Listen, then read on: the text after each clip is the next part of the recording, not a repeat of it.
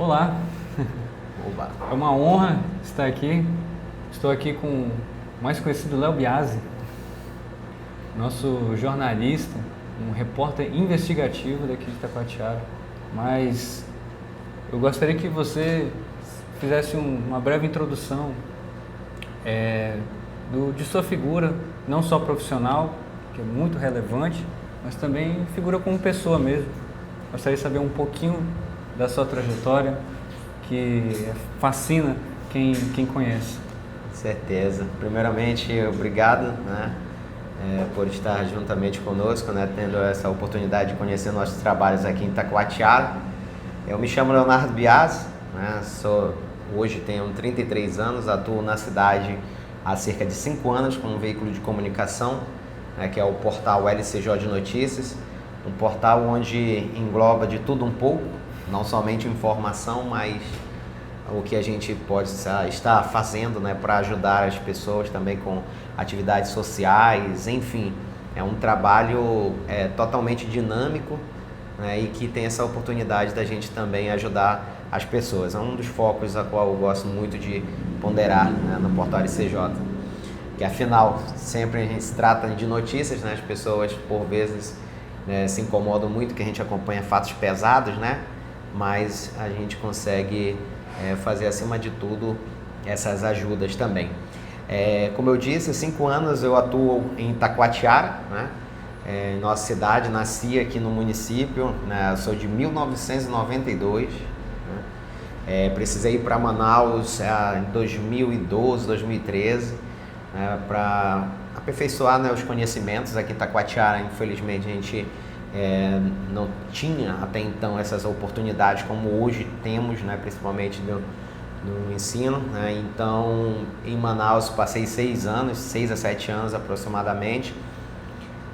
Me graduei em Ciência da Computação, né, hoje a qual sou bacharel, né, e também na pós-graduação da Ciência do Ensino Superior, posteriormente, sempre tendo esse olhar diferenciado também para o ramo jornalístico, né, adentrei na faculdade, né, também, a qual eu estive ali graduando, né, e com isso, ao retornar para a cidade de Itacoatiara, eu vi essa oportunidade, né, da gente poder levar informações, né, principalmente informações ao vivo, né, que veio a ser uma grande novidade na cidade. Nós já tínhamos veículos de comunicação que atuavam na cidade, né, com algumas informações, mas nada assim tão, como posso dizer, incisivo ou presente assim mesmo em tempo, a todo tempo, né, na cidade de Itacoatiara. Então, após isso, a gente iniciou esse trabalho e foi um grande up, né, na comunicação itacoatiarense. A gente mobilizou muitas pessoas, né, também para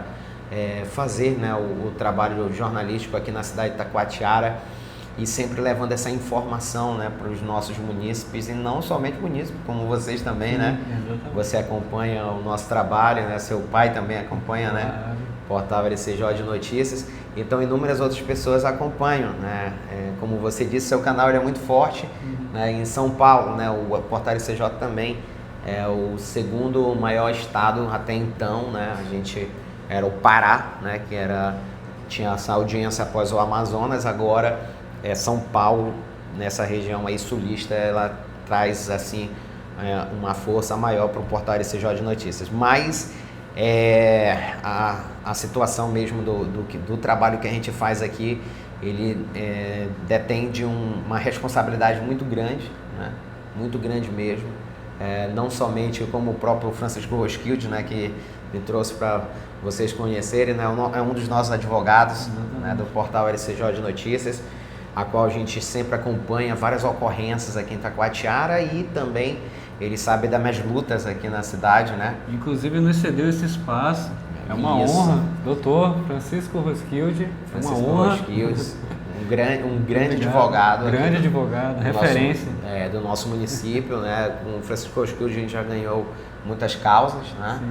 Esses Roskilde a gente já conseguiu também um dos momentos aí bem emblemáticos, né, que foi uma das apreensões dos meus equipamentos. A gente conseguiu também, através aí de sua representação, a soltura, né, como ele disse, a liberdade. Esse é o celular perdido, né? Enfim, então é como eu sempre digo, né? É um desafio muito grande a gente poder fazer esse trabalho hoje aqui em Itacoatiara, né? Determina, a gente tem que ter não temos um horário específico, né? Você não tem, como vocês perguntaram, né? Demorei cerca de uns 30 minutos para chegar aqui no local, mas é pelo fato de ser essa vida corrida, né? Tem ocorrências, né? Como você viu antes da gente entrar ao vivo, já tinha uma outra situação, né? Que aconteceu durante a madrugada, que já era para mim também estar fazendo cobertura, enfim. Esse é o Portal RCJ, né? Essa é a minha vida.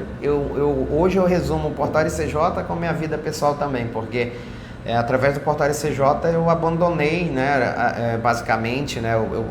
Não é abandonar a palavra correta, mas eu abri mão, né? De muitas coisas, principalmente de regalias, né? De regalias, porque hoje o meu trabalho é 24 horas, né? Inclusive eu estou aqui.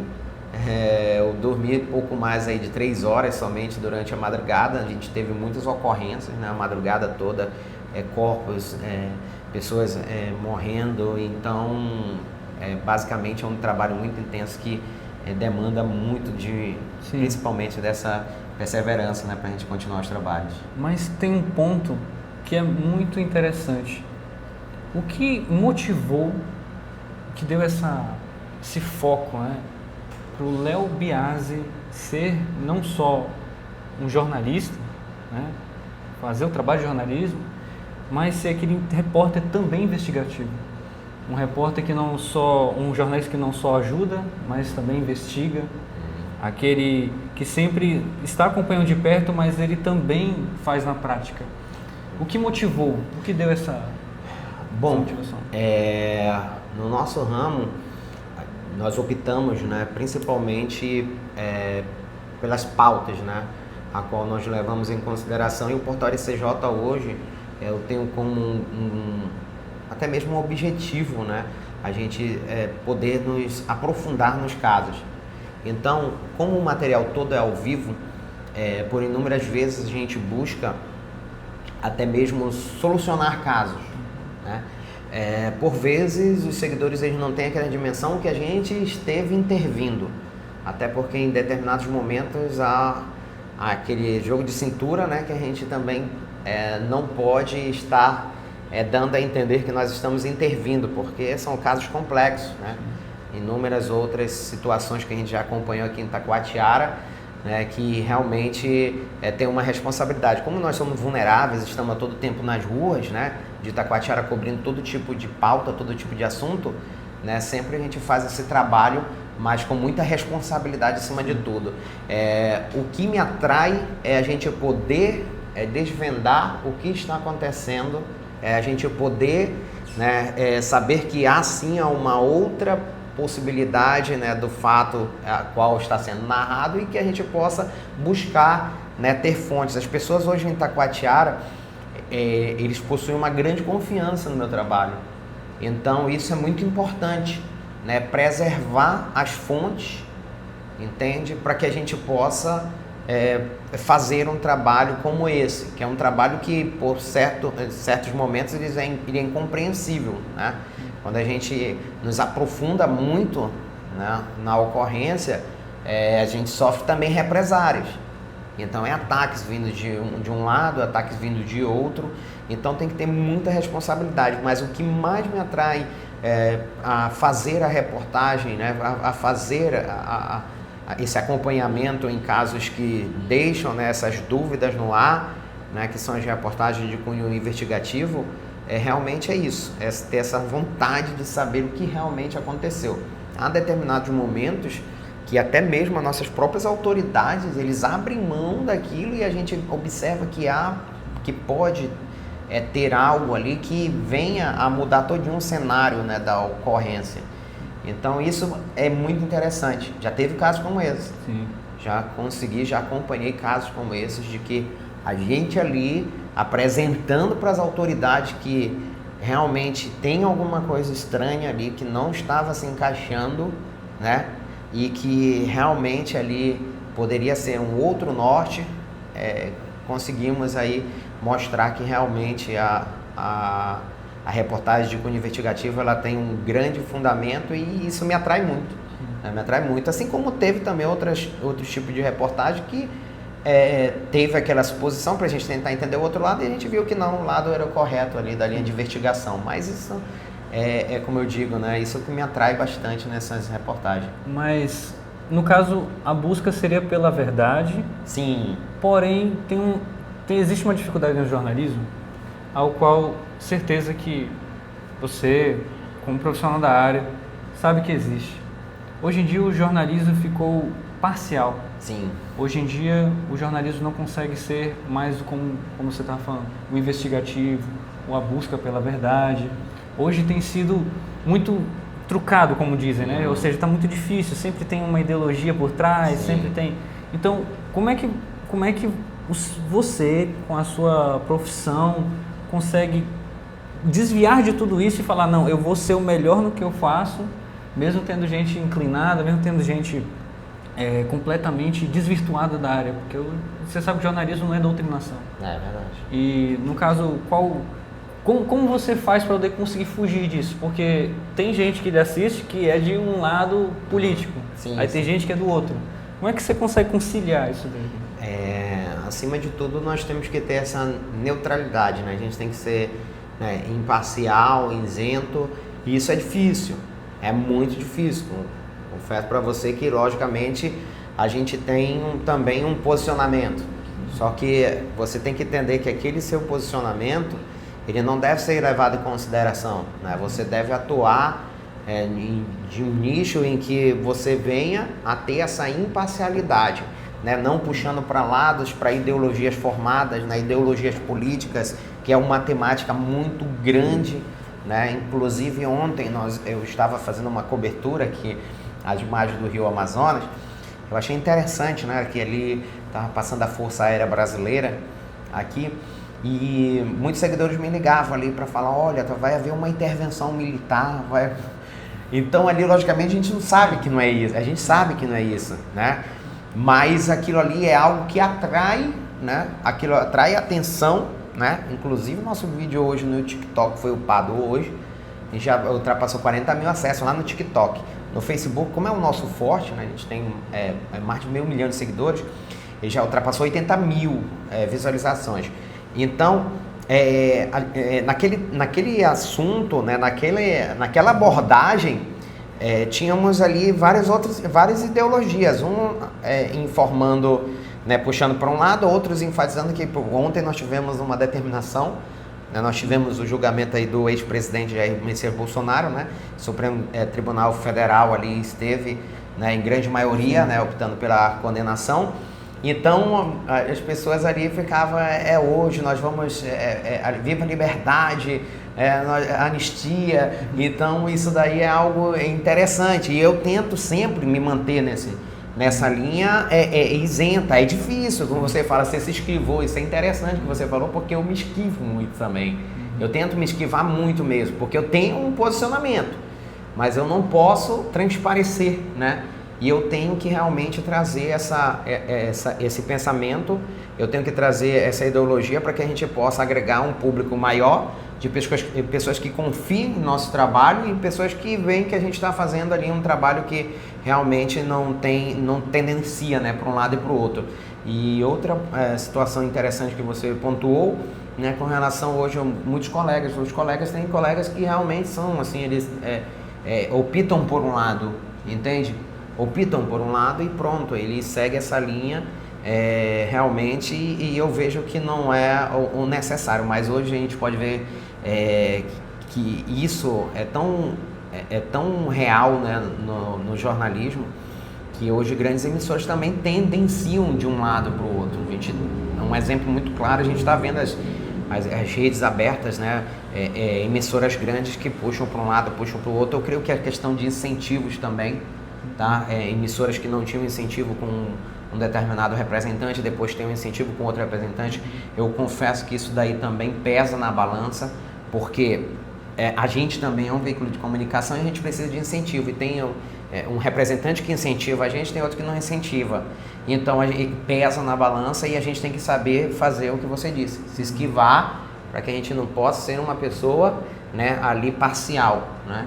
Então é difícil, é muito difícil, mas tentamos, né? Tem. Agora, existem, por exemplo, no nosso canal, aqui, aparecem muitos jovens. Sim. O que na sua experiência assim, com a profissão, também de estar lidando com com tanta coisa pesada também. Sim, sim. O que você tem a dizer, por exemplo, ao jovem que é crítico e queira seguir também a sua profissão e queira ter isso? O que você diria para ele? Falaria, olha, você tem que fazer o seguinte, o ponto 1, ponto 2, ponto 3. O que você daria de instrução para um tipo de jovem que tem essa mentalidade blindada? Porque para ser o que você faz, sim, tem que ter uma mentalidade blindada. E qual seria a instrução certa? Os primeiros passos, assim?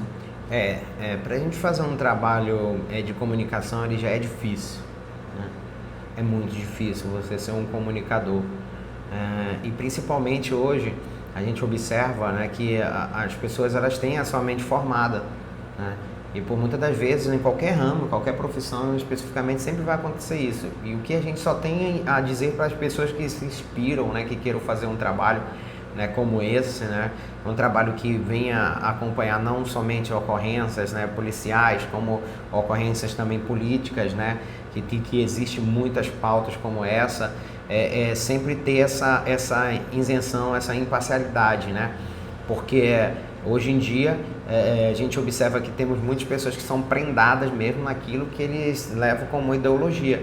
E isso não é bom, né? Não é bom. Mas há também algo interessante que eu inclusive, também, né, eu admiro muito, você, né, sendo um crítico e levantar aquele seu lado crítico e seguir firme naquele seu lado crítico, né? Vamos dizer assim, que de maneira parcial, tendenciando para um lado. Isso é muito interessante. A gente conhece vários digitais influencers, blogueiros, youtubers, que tem esses posicionamentos e tem um público deles, né? Então isso varia muito, né? E isso vai do entendimento de cada um. Eu sou mais esse tipo neutro, né? Eu sou um tipo de profissional que tenta sempre, não é agradar a todos, que a gente não agrada, mas eu tento manter a isenção para que a gente possa ter um nicho maior, né? Ter um público maior, né?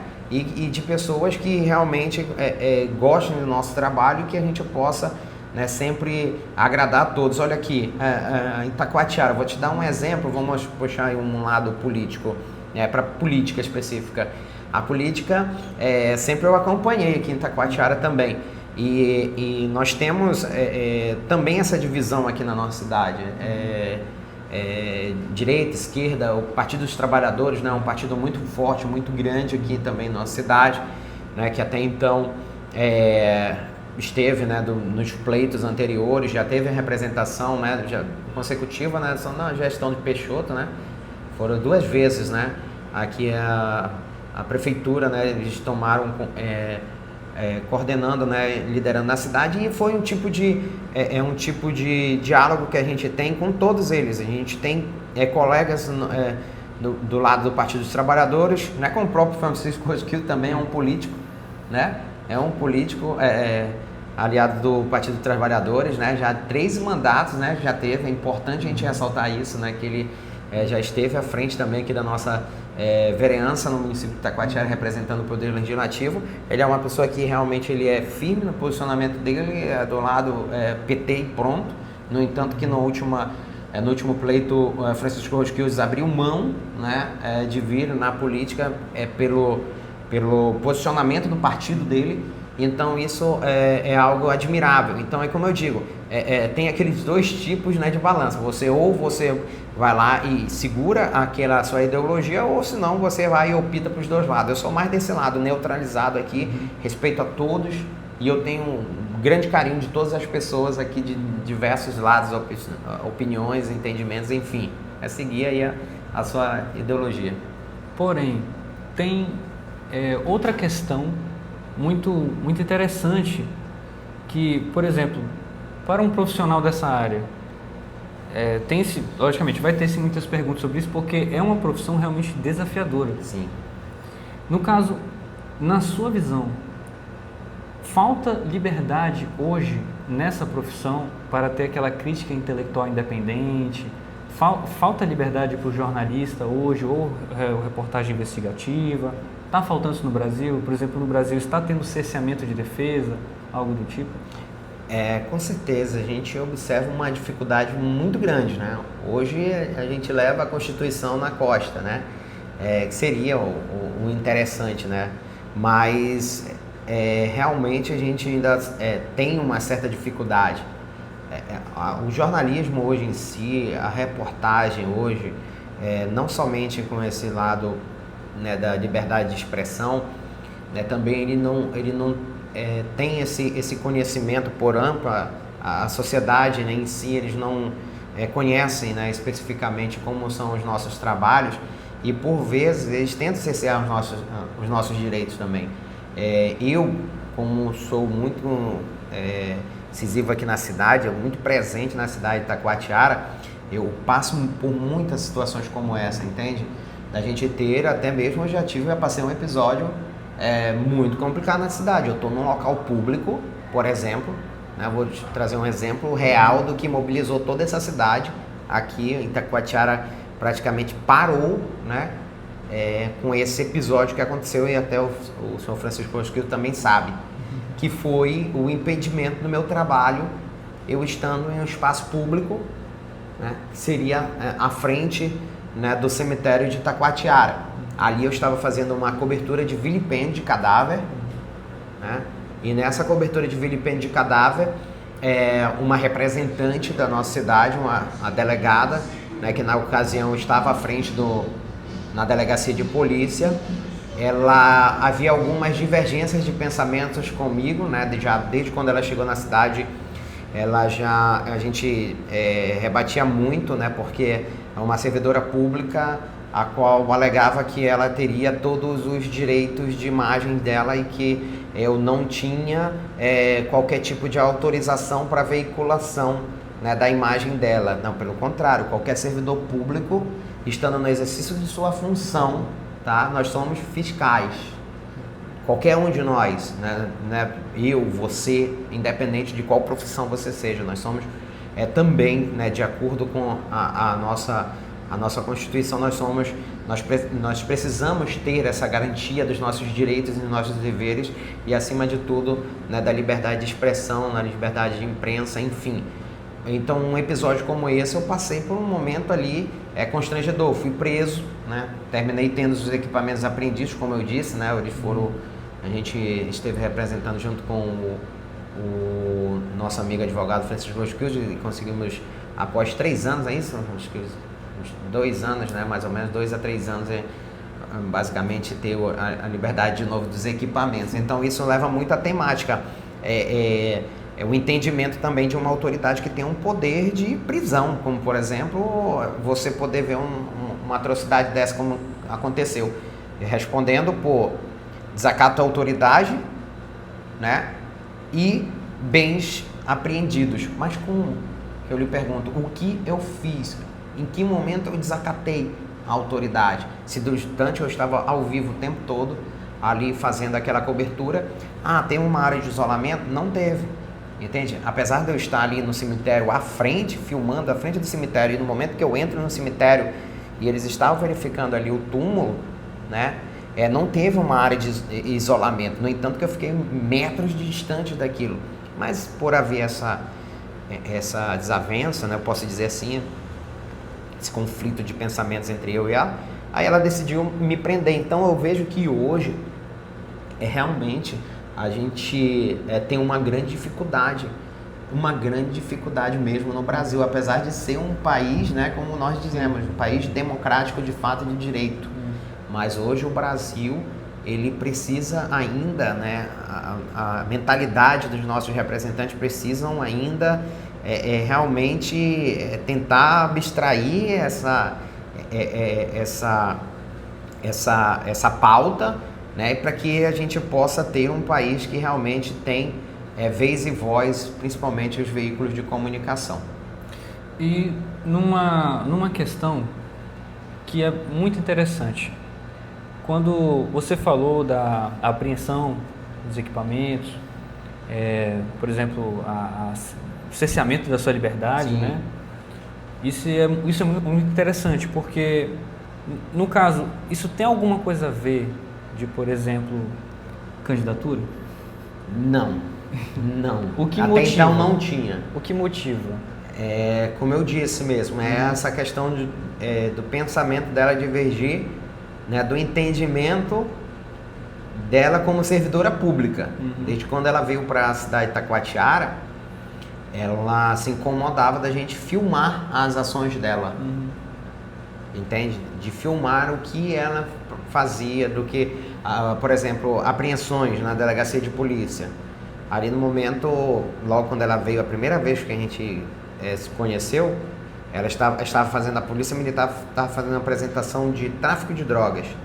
Era uma grande quantidade de drogas, armamentos, munições, deixando na mesa de apresentação. Ali, como de praxe, a gente tinha com o anterior delegado, né? Tinha total liberdade ali na delegacia de polícia, a gente mostrava tudinho e tudo mais. Ao vivo, com mais de 800, 900 pessoas, ela foi lá e interrompeu. Epa, o que é isso? É um circo? Entende? Então eu disse, não, calma, a gente está ao vivo aqui com 800 e 900, não interessa. Aqui ninguém entra, aqui não é uma feira não, aqui não é assim. Tem que ter ordem aqui. Aí eu disse, perfeito. Eu entendi que eu estou ali no recinto da delegacia de polícia e ela é autoridade naquele espaço. É um espaço público em si, mas ali para fora, correto. Então, perfeito. Aí teve uma reunião e nessa reunião, todos os comunicadores de Itacoatiara, quando chegou, ela informando, né, sobre a situação dela não autorizar a imagem dela ser veiculada em veículo de comunicação. Aí foi o único que debateu, que pontuou, opa, a senhora é uma servidora pública. A senhora é uma servidora pública. No exercício da sua função, eu tenho o direito, o dever e até mesmo de fiscalizar, assim como qualquer um cidadão. Isso não é uma prerrogativa de um comunicador de jeito nenhum. É qualquer cidadão. Eu observo muitas prisões que tem na internet, principalmente da polícia militar, sempre acontece isso. O cidadão está filmando a abordagem, né, junto com o policial militar, e o policial militar, ele prende pelo fato de estar filmando. Qual é o crime? Exatamente. Né? Qual é o crime que ele esteve cometendo? Mas, então, na sua vivência, foi demonstrado que, por exemplo, o Estado sempre teve uma perseguição com o senhor, sem citar ninguém. Sim. Aqui não batemos em ninguém. Sim, sim. Aqui falamos das instituições e a parte do sistema. Então, esse sistema como um todo persegue não só Léo Biasi, mas sim também todos da profissão de jornalismo e aqueles que não seguem, por exemplo, uma agenda ou que, por exemplo, não sigam uma cartilha, estão beneficiados, e aqueles que buscam a verdade, eles, no caso, serão cerceados da liberdade. Qual sua posição enquanto a isso? Não generalizando, né? Mas em si a gente observa muito que realmente ainda temos um entendimento, né? Não sei se de um coletivo, né? De um sistema, de um coletivo como um todo, mas há muita divergência, sim, entende? E tem muitas situações que a gente acompanha como essas, né? Que são o entendimento de cada um dos nossos representantes. Eu não vejo como, né, um grupo, uma tentativa de cercear um trabalho de uma pessoa específica. Até porque, então, eu observo que o tratamento com o outro é diferente. Então, é uma questão pessoal também, né? Vai muito do pessoal, né, de você lidar ou não com a pessoa, com um veículo de comunicação. A gente observa isso a nível nacional, né? A gente observa isso a nível nacional, a gente poder observar, como, por exemplo, um veículo de comunicação ser perseguido, o outro não, ter uma vantagem a mais. Porque aquele lhe dá uma abertura maior, ou aquele veículo de comunicação ele já deixa, né, aqueles lados mais investigativos, né, contra a autoridade, contra o representante de lado, e esse não, ele é mais incisivo, ele gosta de mostrar os erros, ele gosta de estar ativo. Então, varia muito, né, do entendimento, né, como eu estou lhe falando, realmente aí não é um coletivo, não é uma formação de que a gente vive num país que realmente ele tem como objetivo, né, cercear os direitos, né, das pessoas ou dos veículos de comunicação. Eu vejo que é fatos isolados. Ok, mas na sua visão então existe uma dicotomia, ou seja, que tem dois lados e que no caso se torna muito difícil, pois como eu vou conseguir desviar e me proteger disso? No caso, na sua visão, o que é o erro mesmo? Você enxerga assim, nossa, eu estou batalhando, eu estou vendo porque tem causa e consequência. Eu enxergo as consequências. Na visão de Léo Biasi, qual é a causa? Ou seja, o que ocasiona o problema central? O que ele ocasiona toda essa cadeia de eventos e consequências numa sociedade? Qual o erro maior na sua visão? Eu creio que mais o posicionamento, né? Sim, eu creio que mais a formação do pensamento mesmo, né? Do norte específico, eu creio que isso é o que instiga e que ocasiona, né? Chega a ter esse tipo de consequência em si. Mas, então, o jovem, ele tem esperança para ele? Para que ele consiga, por exemplo, ter esse pensamento crítico, que o jovem ele consiga pensar, não, vou fazer minha parte, vou buscar, vou, por exemplo, criticar, vou batalhar pela verdade, nada mais do que a verdade. Então, sim. Existe possibilidade ou, por exemplo, não existe, você vai ter que ficar achando atalhos? Existe e é como eu disse, né? Eu sou uma prova viva disso, né? Que a gente luta apesar dos empecilhos, né? Apesar dos empecilhos, se você focar, você com certeza consegue chegar, né, nos objetivos e fazer o seu trabalho acontecer, né? É uma dificuldade, é difícil, não é fácil, não é fácil, nunca foi e nunca será fácil. Já tivemos em tempos piores, né? Isso historicamente no Brasil, isso é fato, né? Mas a gente tendo esse entendimento, com certeza isso a gente consegue sim, vamos dizer que no entendimento, você tendo aquele posicionamento, você consegue sim fazer o seu trabalho. Perfeito, é uma honra, porque realmente é um dos poucos profissionais que podemos ter que realmente consegue fazer seu trabalho sem estar atacando, por exemplo, um lado ou outro, e sim atacar realmente o problema. Sim. Né? Isso é raro, raríssimo, né? Uma situação dessa. Mas, tirando o lado profissional, me fala um pouquinho do Léo Biasi. Queria saber da questão da sua formação acadêmica, queria saber um pouquinho da sua história. Você veio de uma família tradicional. Sim. Assim como eu também. É verdade. Viemos, né? Então, eu queria saber um pouco mais do Léo Biasi. Um resumo. Bom, Léo Biasi é uma pessoa que sempre gostou, né, de aventuras e, acima de tudo, de empreender, né? Minha família em si, né, ela tem esse ponto forte, né? Principalmente a família Biasi, né?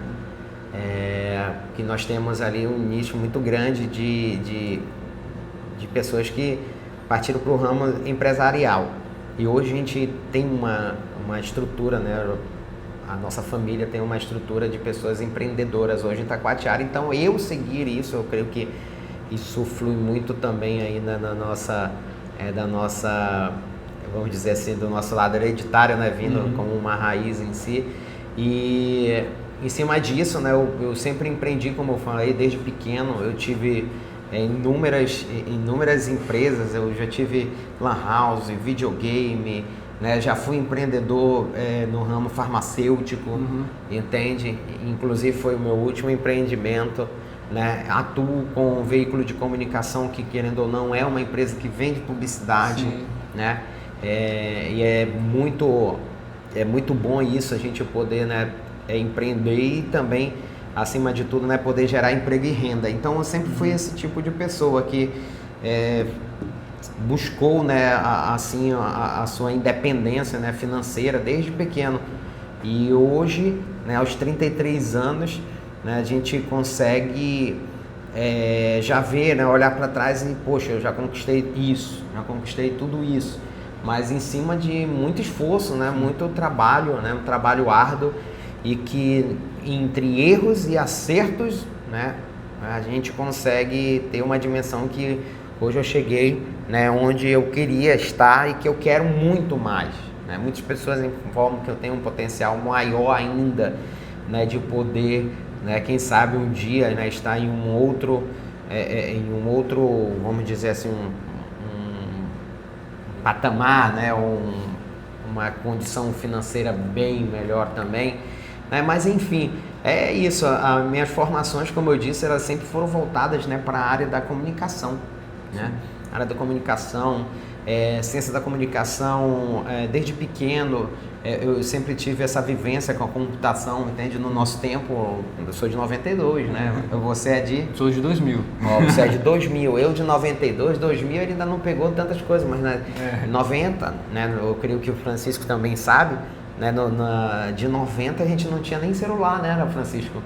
A gente não tinha celular, a gente não tinha televisão, né? A internet naquele tempo era por pulso, né? A gente tinha uma dificuldade, né, de comunicação. Os celulares da gente, aqueles celulares, né, que só tinha uma cozinha, né, o grandão, né, um telefone, tipo um telefone rural.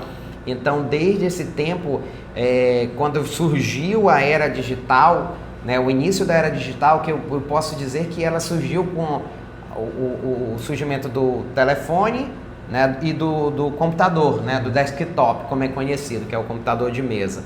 Então, desde quando surgiu essa era digital, eu sempre tive um olhar diferenciado para isso. Então, eu busquei me aprimorar nisso. Quando eu me formei aqui em escola pública, né, em Itacoatiara, né, minha última escola foi a escola estadual ali da Colônia, a Vital de Mendonça, né? Sim. E depois que eu me concluí, eu fui para Manaus e lá eu estive ingressando em ciência da computação. Finalizei ciência da computação, fui para a docência do ensino superior, porque eu via que eu tinha facilidade, né, de expor meu pensamento.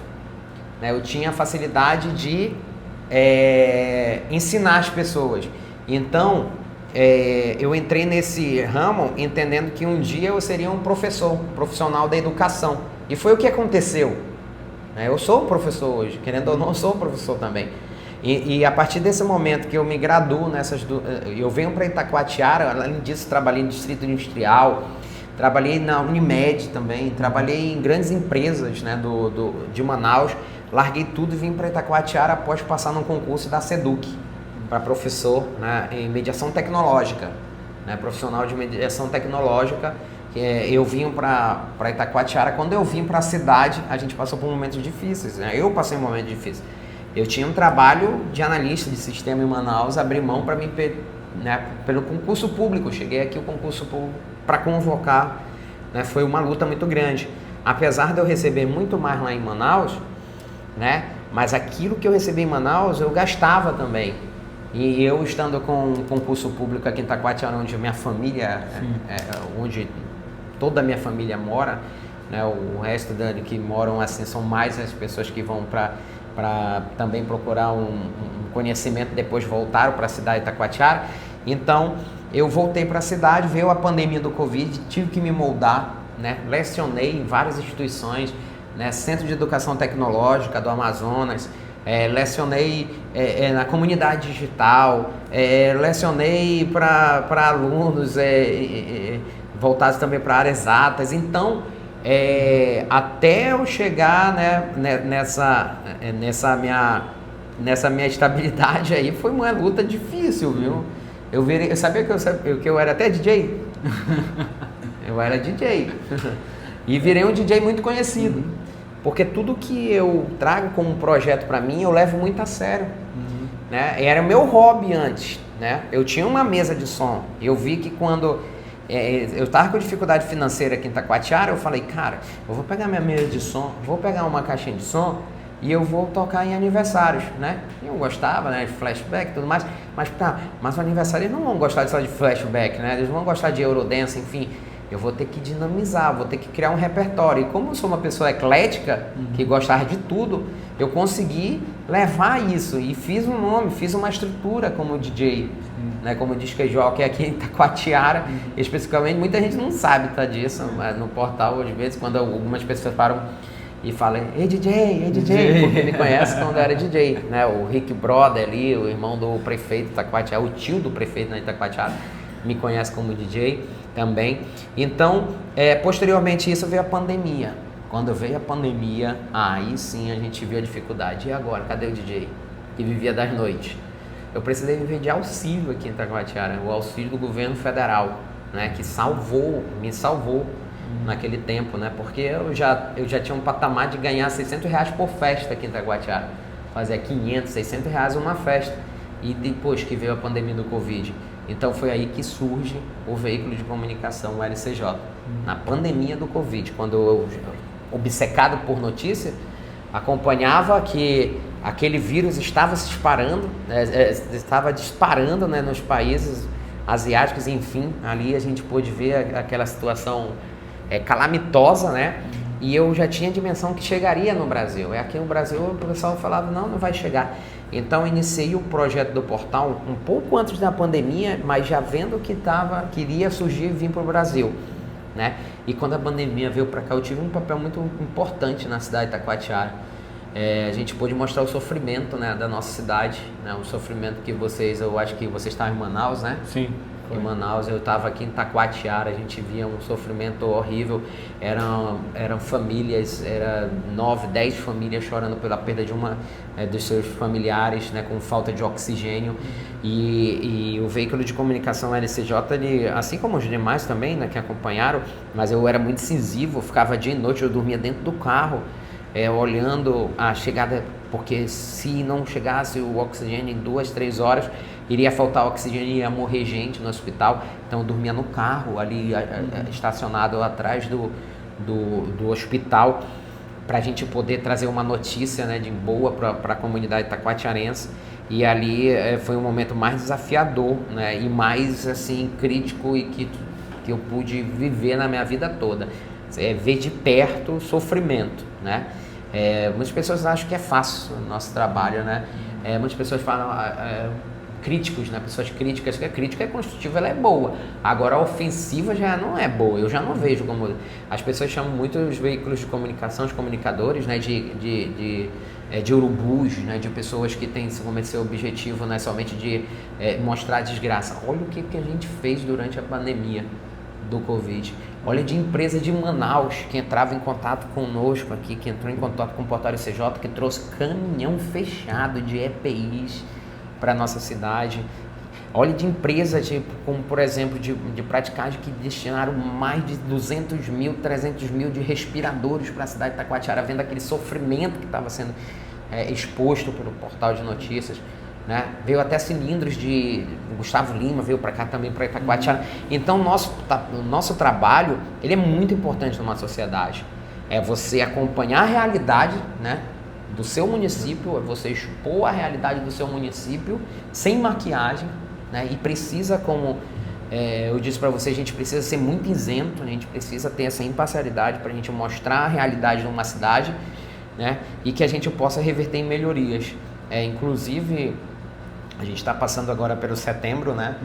O Setembro Amarelo, que é um mês muito importante, e eu venho com uma preocupação muito grande aqui na cidade de Itacoatiara, porque ultimamente está aumentando muito as ocorrências, né, infelizmente, né, de depressivas em nossa cidade, né? Eu nunca vi, eu tenho 5 anos nesse portal, vou fazer 6 anos no portal, eu nunca vi tantas mortes ocasionadas por depressão como está acontecendo. Hoje teve uma. Hoje de madrugada teve uma. 17 anos, um menino. Entende? Mas isso é aí que chega o ponto, né? Tem pessoas que dizem, por exemplo, o jornalista, advogado, qualquer...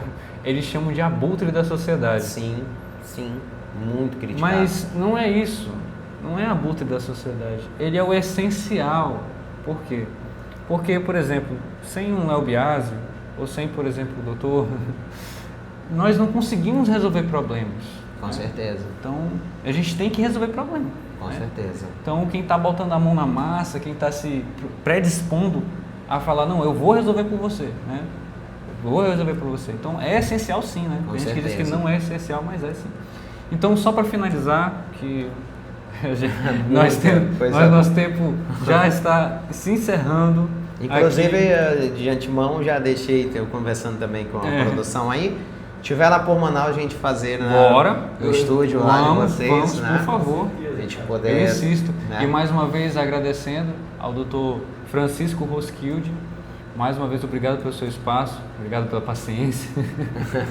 Obrigado. Francisco Roskilde é um parceiro nosso. Obrigado também à excelentíssima entrevista que eu tive aqui, Léo Biasi. Mas eu queria, agora eu vou plagiar um pouco do meu amigo Luiz Luaga. Eu queria uma frase final que no futuro Léo Biasi vai falar aqui e vai ouvir no futuro. O que você falaria para você no futuro? Acima de tudo, sempre tenha perseverança. Persevere bastante. Porque hoje, para nós chegar onde nós estamos, a gente precisa perseverar muito. Então, perseverança é uma das palavras que eu sempre trago em toda a minha vida. Que maravilhoso. É uma honra. Muito obrigado, tá? Nada. Vamos lá, pessoal. Obrigado.